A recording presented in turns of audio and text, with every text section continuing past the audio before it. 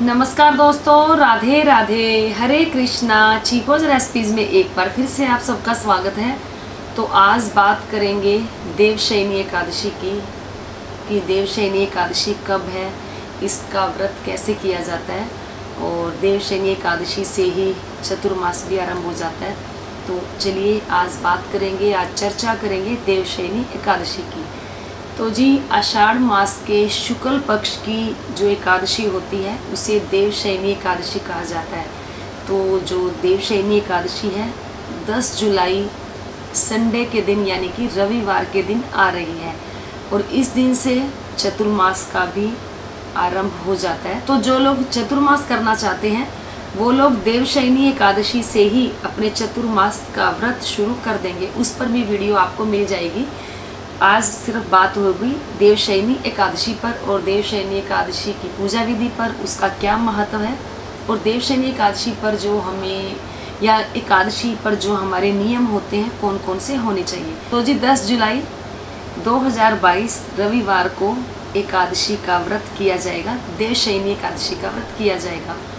तो सभी व्रतों में सबसे श्रेष्ठ व्रत यही है।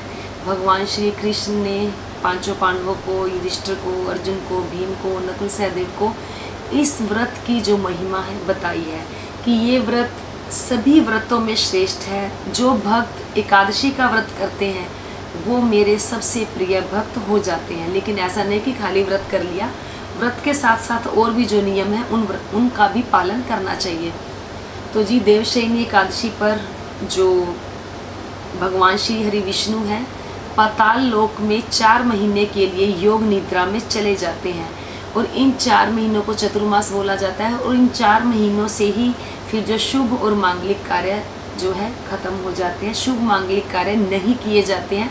4 महीने के बाद जब देव उठनी एकादशी आती है उस दिन से ही जो शुभ और मांगलिक कार्य शुरू होते हैं। तो देवशयनी एकादशी पर भगवान श्री हरि विष्णु 4 माह के लिए योग निद्रा में पाताल लोक में चले जाते हैं। तो इस एकादशी का बहुत अधिक महत्व है। वैसे तो हर एकादशी का अलग अलग महत्व होता है, लेकिन ये एकादशी बड़ी एकादशी में आती है। जो भक्तजन किसी भी एकादशी का व्रत नहीं करते हैं तो वो सिर्फ एक देवशयनी एकादशी का व्रत करके सभी फल प्राप्त कर सकते हैं। तो ये पापों से मुक्त करवाने वाली होती है, मोक्ष प्रदायिनी होती है। और कुछ लोग अपने पितरों के निमित्त व्रत करते हैं तो पितरों की आत्मा को तृप्ति मिलती है, उनकी आत्मा को शांति मिलती है। तो देवशयनी एकादशी का व्रत जो भक्तजन करना चाहते हैं वो 10 जून को व्रत करेंगे। तो थोड़ी सी इसकी पूजा विधि की बात कर लेते हैं। तो जी सुबह जल्दी उठेंगे, ब्रह्म मुहूर्त में पानी में गंगा जल डालकर स्नान करेंगे। जहाँ आपको पूजा करनी है वहाँ की साफ़ सफाई अच्छे से करेंगे, क्योंकि आजकल मैं आप लोगों को जो वीडियो बताती हूँ या जो पूजा नियम बताती हूँ बिल्कुल सरल और साधारण बताती हूँ, क्योंकि जितना सीधे सरल और साधारण होकर पूजा पाठ करेंगे उतना आपका पूजा पाठ में मन ज़्यादा से ज़्यादा लगेगा। तो लेकिन हर व्रत में, हर त्यौहार में साफ़ सफाई का विशेष ध्यान रखा जाता है। जैसे एकादशी आ रही है देवशयनी, पूरे घर की साफ़ सफाई करें अच्छे से। उसके बाद जहाँ आपको पूजा पाठ करनी है या देवशयनी एकादशी की पूजा करनी है वहाँ एक चौकी लगाएं। कलश स्थापना करना चाहते हैं कर सकते हैं, नहीं भी करना चाहते तो कोई बात नहीं है, बिना कलश स्थापना के भी आप पूजा कर सकते हैं। तो जी एक चौकी लगाएं, चौकी पर एक पीला कपड़ा बिछाएं, उसके ऊपर फिर भगवान श्री हरि विष्णु की कोई प्रतिमा है, फोटो है वो रखें। अगर भगवान श्री हरि विष्णु की कोई प्रतिमा नहीं है, कोई मूर्ति नहीं है, तो आपके घर में अगर बाल गोपाल है, राधा कृष्ण है, शालिग्राम जी हैं, इनमें से कोई भी है, उनको पंचामृत से स्नान करवाने के बाद आप उन्हें उस चौकी पर विराजमान कर दें। फिर धूप दीप नैवेद्य से उनकी पूजा करें, देसी घी का दिया जलाएं, पीले फूल अर्पित करें, केसर का तिलक या गोपी चंदन में केसर का तिलक मिक्स करके दोनों को मिलाकर ठाकुर जी के तिलक लगाएं। फिर उसके बाद वो तिलक आप अपने मस्तक पर भी धारण करें। घर में जितने भी बच्चे हैं, बड़े हैं, सबको उस केसर चंदन का तिलक जरूर लगाएं। तुलसी माला धारण करना चाहते हैं एकादशी के दिन, या जो लोग पहली बार तुलसी माला धारण कर रहे हैं तो देवशयनी एकादशी पर तुलसी माला धारण कर सकते हैं। तुलसी माला लेकर आएँ, जब पूजा करें ठाकुर जी के पास रखें, पूजा समाप्त होने के बाद उसके बाद वो तुलसी माला अपने गले में धारण कर ले। जैसा भी बताया, धूप दीप नैवेद्य से पूजा करें और लगातार मंत्रों का उच्चारण करते रहें। ओम नमः भगवते वासुदेवाय। अगर ये नहीं बोलना तो हरे राम राम राम हरे हरे, हरे कृष्ण कृष्ण कृष्ण हरे हरे, इन मंत्रों का लगातार उच्चारण करते रहें। और मानसिक जाप तो पूरा दिन करना ही करें, भजन करें, कीर्तन करें। और अगर एकादशी का व्रत करना चाह रहे हैं तो एकादशी के व्रत का संकल्प लें कि आपको एकादशी का व्रत कैसे करना है। तो जब इतवार के दिन एकादशी आती है तो कहते हैं कि उस दिन जो व्रत है फलाहार करना चाहिए, बिना नमक का भोजन करना चाहिए। आप दूध फल ले सकते हैं, कुछ लोग चाय कॉफ़ी पीने के आदी होते हैं तो चाय कॉफ़ी भी ले सकते हैं। यानी कि आपको नमक वाला भोजन नहीं करना है, फलाहार ही करना है। और जिन लोगों से जैसे नहीं रहा जाता, कई बार बीपी लो हो जाता है अगर नमक नहीं खाते हैं, तो जो भी व्रत करें अपने शारीरिक सामर्थ्य के अनुसार करें और व्रत का संकल्प लें जैसा व्रत करना है। अगर नमक वाला भोजन करना है, भोजन से मतलब आपको फलाहारी करना है, जैसे कुट्टू का आटा बना लिया या कुट्टू के आटे की पकौड़ी बना रही, ये भोजन की बात कर रही हूँ। अन्न का सेवन नहीं करना है।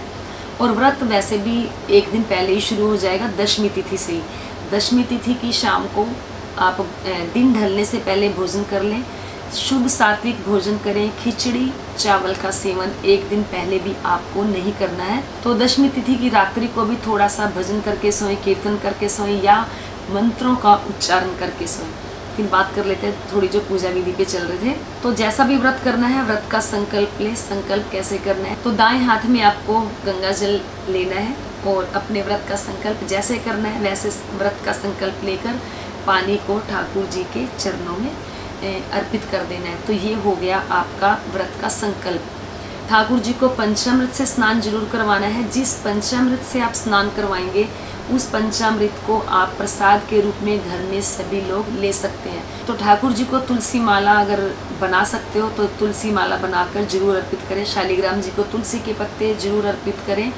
बाल गोपाल को अगर राधा कृष्ण का विग्रह है तो उन्हें भी तुलसी की माला या तुलसी के पत्ते आप जरूर अर्पित करें। तो देवशयनी एकादशी की आप कथा करें।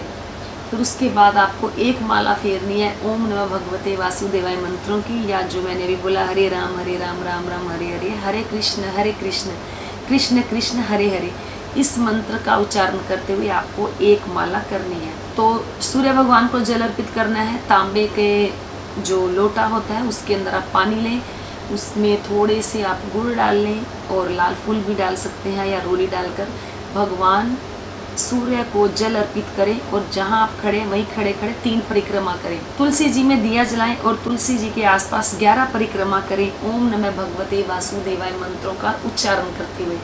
तो ये तो हो गई सुबह की पूजा। तो अब आप बात कर लेते हैं कि दान क्या देना है। तो दान में आपको, जैसे एकादशी का व्रत है तो दान भी आपको, जो एकादशी के व्रत में हम व्रत वाला भोजन करते हैं, दूध फल और इन चीज़ों का दान दें, वो भी दक्षिणा सहित। मंदिर में दान दे सकते हैं, अगर आसपास कहीं मंदिर नहीं है तो आप किसी ज़रूरतमंद को भी ये दान दे सकते हैं। तो आप ये जो दान है मंदिर में भी दे सकते हैं या किसी भी ज़रूरतमंद को दान दे सकते हैं, लेकिन दान जो भी देंगे दक्षिणा सहित देंगे। फिर दोपहर में या दिन ढलने से पहले भोजन कर लेना है। जब भी भोजन करेंगे, भोजन करने से पहले ठाकुर जी को जरूर भोग लगाएं, जो भी आपने व्रत वाला खाना बनाया है। अगर व्रत नहीं भी किया तो भी ठाकुर जी को आपको फलाहार ही देना है। और संध्या को भी पूजा करें, घर में कपूर जरूर जलाएं। संध्या के समय गायत्री मंत्र का उच्चारण करें, तुलसी जी में दिया लगाएं, थोड़ा सा भजन कर लें, कीर्तन कर लें। अगर ठाकुर जी के सामने नृत्य करेंगे तो इससे अच्छी बात तो कोई हो ही नहीं सकती। तो पूरा दिन मानसिक जाप करते रहें, यानी कि मंत्रों का उच्चारण करते रहें। कम से कम बोलें, ज़्यादा से ज़्यादा मौन रहने की कोशिश करें। जितना मौन रहेंगे उतना किसी को भी गलत बोलने से बचेंगे। और इस एकादशी व्रत में जो नियम होते हैं वो थोड़ा सा मैं आपको बता देती हूँ कि एकादशी के व्रत में ये जो नियम है ये हर एकादशी के व्रत में लागू होते हैं। तो हमें किसी भी एकादशी के व्रत में कहते हैं कि साबुन नहीं लगानी चाहिए, तेल नहीं लगाना चाहिए और हमें अपना जो सर है वो नहीं धोना चाहिए एकादशी व्रत वाले दिन। और कुछ लोग बोलते हैं कि मैम क्या हम कुल्ला कर सकते हैं, दातुन कर सकते हैं? तो जी बिल्कुल कहते हैं कि एकादशी के व्रत में आप दातुन कर सकते हो, कुल्ला भी कर सकते हो और जो सुबह उठकर पेस्ट करना है वो कर सकते हो। फिर एकादशी के व्रत के दिन अन्न का सेवन नहीं करना चाहिए। ज़्यादा से ज़्यादा मानसिक जाप यानी कि मंत्रों का उच्चारण करना चाहिए। क्रोध से बचना चाहिए, ईर्ष्या, चुगली, द्वेष, घृणा, इन सब से बचना चाहिए। और एकादशी के दिन शुद्ध सात्विक आहार लेना चाहिए। तामसिक विचारों और तामसिक भोजन, इन दोनों से बचना चाहिए। और एकादशी के दिन ठाकुर जी को पीले फल, पीले फूल, तुलसी का पत्ता और केसर, हल्दी, चंदन ये जरूर अर्पित करने चाहिए। तो ये है एकादशी व्रत के नियम जो मैंने आपको बताए हैं। तो जी अब बात कर लेते हैं कि एकादशी व्रत का जो पारण है वो कब किया जाएगा। तो जी देवशयनी एकादशी के जो व्रत का पारण है वो सोमवार के दिन किया जाएगा। कुछ लोग सोमवार का व्रत करते हैं, तो उनका भी थोड़ा सा आप लोगों को बता दूंगी कि वो व्रत का पारण कब करेंगे। तो जी देवशयनी एकादशी के व्रत का पारण किया जाएगा 11 जुलाई सोमवार के दिन सुबह 5:13 से लेकर सुबह 8:17 तक आपको अपने व्रत का पारण कर लेना है। तो व्रत का पारण करेंगे, उससे जैसे एकादशी के व्रत में सुबह जल्दी उठकर स्नान किया, स्नान करेंगे, ठाकुर जी की पूरे विधि विधान के साथ पूजा करेंगे, उनको धूप दीप नैवेद्य अर्पित करेंगे और उनको अन्न का जो है भोग लगाएंगे। खिचड़ी बना सकते हैं, ठाकुर जी को खिचड़ी बहुत प्रिय है, तो खिचड़ी बनाकर भोग लगा सकते हैं। पोहा बनाकर भी भोग लगा सकते हैं, या मीठे चावल या नमकीन चावल या दाल चावल, जो भी आपकी इच्छा हो वो बनाकर ठाकुर जी को भोग लगाएं। फिर उसको दान देने के बाद, यानी कि जो अन्न का आप दान देंगे, चावलों का जो पका हुआ भोजन है उसका दान देने के बाद फिर आपको जो भोजन है वो ग्रहण करना है। फिर आपका ये व्रत का पारण हो जाएगा। तो जो लोग सोमवार का भी व्रत करते हैं वो व्रत का पारण कैसे करेंगे। तो जो लोग सोमवार का व्रत भी करते हैं तो वो ठाकुर जी की सुबह पूरे विधि विधान से पूजा करेंगे। उसके बाद जब हम ठाकुर जी के पास पीने का जो पानी रखते हैं, तुलसी मिला हुआ जो पानी रखते हैं, उस पानी को पीकर अपने व्रत का पारण कर लेंगे। फिर अपना जो सोमवार का व्रत है वो कर लेंगे। जैसे पिछले साल भी मैंने वीडियो बनाई थी कि देवशयनी एकादशी पर पूजा विधि क्या होती है। जैसे शालिग्राम जी है, इनको थोड़ा सुलाया भी जाता है कि एक आप नई चादर बिछाने के लिए सफ़ेद रंग की चादर, सफ़ेद रंग की ओढ़ने की चादर, सफ़ेद तकिया उनका नया बनाएं। जब उनकी पूजा करेंगे तो उन्हें उस तो बाल गोपाल जी को या शालिग्राम जी को उस बिस्तर पर एक बार आप शयन करवा देंगे, या रात को तो शयन करवाना ही होता है उनके लिए, यानी कि जो बिस्तर होगा वो उनका नया होगा। फिर उसके बाद जैसे रोज़ाना पूजा करते आए वैसे पूजा करते रहेंगे। क्योंकि वो वीडियो जब लोग देखते हैं तब मुझसे पूछते हैं कि मैम क्या उन्हें पूरे साल ऐसे ही सुला कर रखना है। तो जी बिल्कुल भी ऐसा सुला कर नहीं रखना है। उन्हें सिर्फ देवशयनी एकादशी के दिन ही थोड़ा सा उन्हें सफ़ेद बिस्तर पर सुलाना है, और बाकी नॉर्मल डेज में जैसे हम पूजा करते आए हैं वैसे पूजा करनी है। तो थोड़ा सा आप लोगों को ये भी बता दूं कि मैंने हेमा शर्मा चैनल पर भी व्लॉग डालना शुरू कर ही रखा है। तो जो लोग मेरे चैनल पर नए हैं जल्दी से जाकर हेमा शर्मा चैनल को सब्सक्राइब कर लें, ताकि वहाँ पर आपको अच्छे अच्छे व्लॉग देखने को मिले। तो ये थी सिंपल सी, साधारण सी, सरल सी पूजा विधि जो मैंने आप लोगों के साथ शेयर की।